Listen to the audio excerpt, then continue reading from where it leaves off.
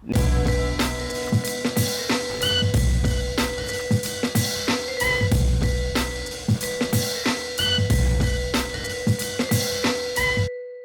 welcome back to Detailing World. In today's video we're going to be doing our first Q&A.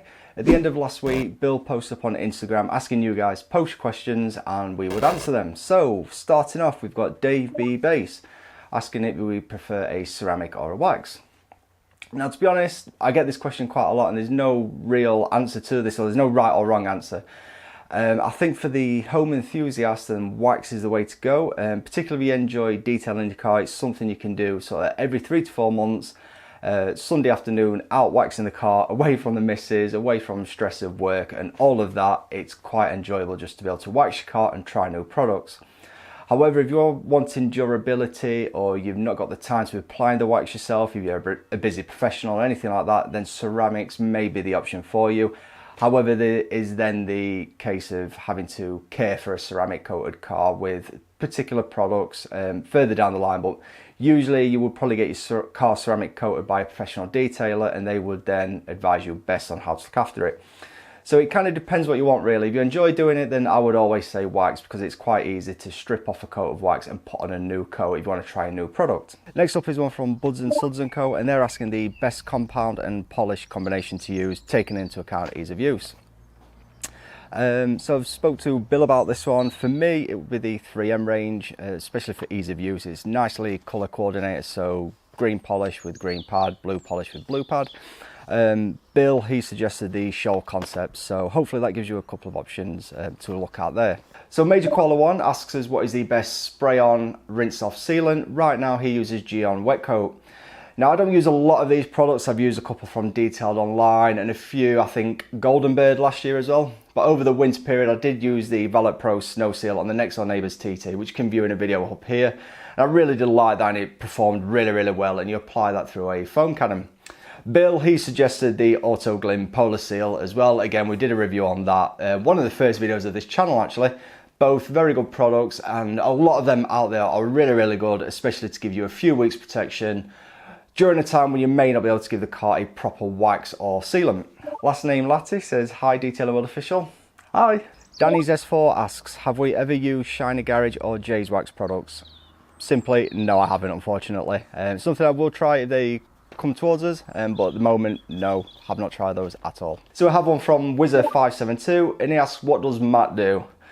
Well, Wizzer, I present the videos, as you can see right now on your screen. I also do all of the editing, any motion graphics, basically all the content you see on our YouTube channel, I do all of that. Also, I provide some of the video footage as well for Bill to go on Instagram. And now and again it gets posted on Facebook and other places as well. So yeah, I'm the video guy basically. In my day job, I work in IT. So yeah, there's a little bit about, I also used to do detailing on a part-time basis for about 10 or so years. So yeah, that's a little bit of information about me. Wireman Dude asks, what is the best product to use that sheets water rather than beads water? For this, I would probably say a ceramic coating. They seem to provide the best sheeting options out there. Wax can do well at sheeting, don't get me wrong. But when you think wax, you normally think of really nice tight beads of water. If you don't want to go down the ceramic option, then possibly look at ceramic infused waxes or ceramic infused sprays, things of that nature. But typically you find a ceramic based product may provide better sheeting options than a wax based product, particularly if you're wanting sheeting over durability. That said though, when it rains it always seems to bead up anyway regardless, but yeah, sheeting is a better option obviously for when it comes to drying the car and using an open flow of water through a hose pipe. Natish something, I'm not sure what the username is there. What is your favourite coating and have you used Diamond Coat? One of my favourites that I've used is the Sea Quartz. I really did like using that. It's been a few years since I've used that one. The 10Z coatings that I've used, and also recently the Auto Glim UHD ceramic coating. Very easy product to use there. Some say it's not a proper ceramic coating, however you get about a year's durability out of it, and very easy for the average user to use. As for the Diamond Coat, no, I haven't tried that unfortunately. A question comes in from Ames1 and she asks, never had a pressure washer and a foam lance, what to buy and where to start? Right, so this is going to be quite a long answer. Short version is look at Karcher or Nilfisk. Depending on your budget, they're really going to be the pressure washers that most people will start with. Everybody knows Karcher, the nice bright yellow pressure washers. You can get them from all sorts of high street outlets. You can't go wrong with a Karcher, to be fair. A Nilfisk is the last one I use. I had the C110, that is still available. You can pick those up at the moment for around about £85 on Amazon. I'll put some links in the description below. So I would suggest to start with either a Nilfisk C110 or a C120. The Karcher K2, I was looking this afternoon and I think they start at around about £100, £115, so a little bit more than a Nilfisk, but just as good. So it depends on what your budget is. If you've got a little bit more of a budget, then the Karcher K4 series is probably one of the most realistic pressure washers most home users are going to use. It's not up there in the range of the K7s, which are, I think off the top of my head, like £500–600 or so. But it's not something that you think is going to break after a few uses. So the K4 is a realistic, achievable pressure washer for most people. And again, looking online this afternoon, they retail anywhere around about £260 up to about £350, depending on the model and all the attachments that you get with it. If your budget stretches and you're really wanting to splash out, then something like a Kranzol, possibly starting with the 1050 or the 1152. And again, I was looking at these as well for the prices and looking around on Amazon, some of them are used at around about £350-ish. I think realistically 1152 is going to be in the region of £700. However, you can get a 1050 for less than £500 on Amazon. For those interested, the one that I'm currently using is the 2160. I'll put a link to a video up here about that one. I did get a good deal on that. That is quite an expensive pressure washer, especially if you're just starting out. But no, short version is Nilfisk or Karcher if you're just starting out and you don't want to be breaking the bank. Ames1 also asks about snow foam lancers as well. So for those, the wide mouth ones, they're just so good at the moment.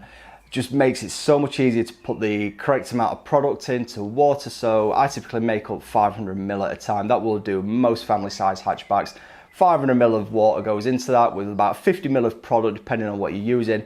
And with it being a wide mouth, it's sort of like a 3-inch opening. It's just so easy. You've not got to mess about pouring into the traditional narrow ones. Now you can get those from the likes of Detailed Online and Stiana Gloss. Again, I'll put links to those in the description below.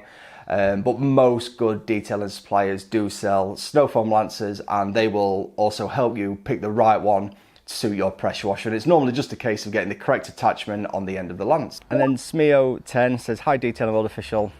Hi.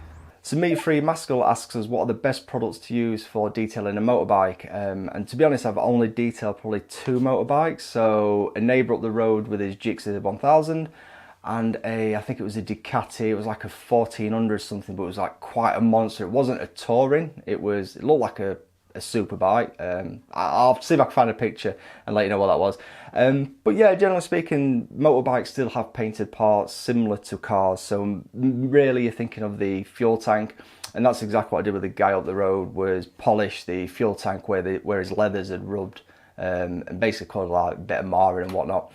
But typically on a motorbike, you will find that you've got a lot more metal work on there. So for that, I would look at using something like Autosol, which is something probably your grandparents have been using. It's been around for years and it is a great product. Or Autoglim's metal polish as well. So that's a couple of products there, because that's the main thing you're going to be doing on motorbikes. But other than that, really, you can use a lot of your car products on a motorbike. Obviously, you want to make sure you're not using shampoos and other products like all-purpose cleaner that may strip away grease from the bike chain. But yeah, you should be able to adapt most products to that. And finally, we've got a question from Ryan J. Price asking, do you touch up stone chips before paint correction or after? This one to me is quite a simple one. You do the paint touch-ups before paint correction. And the reason for that is usually when you're doing paint or stone chip touch-ups, you're going to clean out the stone chip area first with some IPA or panel wipe. Basically want to get all the grease and crud out of the stone chip. Do your touch up, let that settle for at least 24 hours or maybe over the weekend. And then depending how proud the paintwork is, you're then going to want to sand it back a little bit. Because you're sanding it back, you are going to sand a little bit of the area around it. So then you would do your paint correction afterwards. However, if you are doing paint correction on a dark coloured car, you will often notice that once you've finished a paint correction, stone chips and little defects that you didn't see before now appear, just simply because either the polish has settled into those and it's kind of highlighting them, or you've just pulled again all the crud out of those stone chips. So yeah, for the ones that you can see and the ones that you know are there, you want to do as much as you can before you do any paint correction, simply to avoid having to repolish later on if you find stone chips after paint correction. It doesn't make sense to do paint correction, stone chip, and then paint correction again, because you will be polishing around the stone chip. So yeah, short answer there again is do the touch-ups before paint correction. So I hope you've enjoyed this video. It's something a little bit different, and hopefully was something we're going to continue doing and make regular. Maybe once a month we'll do a Q&A, so make sure you keep an eye out on our Instagram account. If you have enjoyed this, please make sure you smash that like button, and if you're not subscribed to this channel already, please do consider subscribing as well. It really does help us out. We're on our way to 100,000 subs now. I know we've only just hit 10, but hey, I'm after 100,000 before the end of the year. As I say, keep an eye out on Instagram for more Q&As. We're on there as Detail in the World Official, and I'm on there as Randomly Set if you want to see the behind the scenes as well. And also don't forget, we've got our Patreon account as well if you want to help support the channel over on there as well. So yeah, hope you've enjoyed this, and we'll see you in the next one.